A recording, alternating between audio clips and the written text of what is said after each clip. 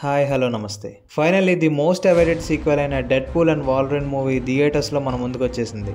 Movie ఎలా ఉందో చెప్పాలంటే మంచి హ్యూమర్, యాక్షన్ అండ్ క్యామియోస్తో యాంపిల్ అమౌంట్ ఆఫ్ ఎంటర్టైన్మెంట్ని మార్వెల్ మనకి అందించిందని చెప్పొచ్చు.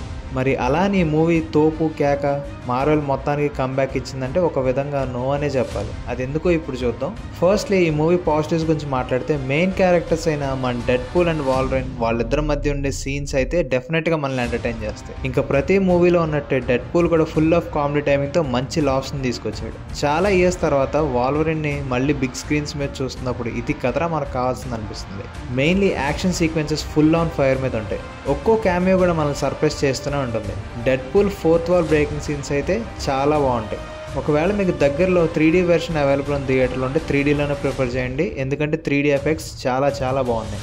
మరి ఇన్ని పాజిటివ్స్ మధ్యలో కొన్ని నెగిటివ్స్ కూడా ఉన్నాయి. అవి ఏంటంటే స్టార్టింగ్లో ఇంట్రెస్టింగ్గా ఉన్న స్టోరీ మొత్తం కూడా తర్వాత ప్రెడిక్టబుల్గా మారిపోతుంది. మెయిన్గా వేరు యూనివర్సెస్లో ఉన్న మంచి పొటెన్షియల్ ఉన్న క్యారెక్టర్స్ కొలాబ్ అవుతున్నాయంటే స్టోరీ ఎంగేజింగ్గా ఉండాలి. కానీ ఈ మూవీలో అలా ఏం ఉండదు.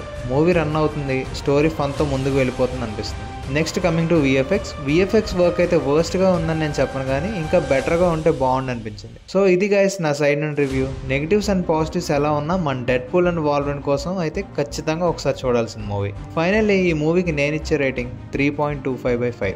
సో మూవీ లవర్స్, మీకు కనుక మన రివ్యూ నచ్చితే లైక్ చేసి మీ ఫ్రెండ్స్కి షేర్ చేయండి. అప్కమింగ్ ఫిలిమ్స్కి కూడా రివ్యూ ఇవ్వడానికి నాకు కొంచెం బూస్ట్లా ఉంటుంది. అలాగే మన మూవీస్ అండ్ టెక్ని సబ్స్క్రైబ్ చేసుకోండి.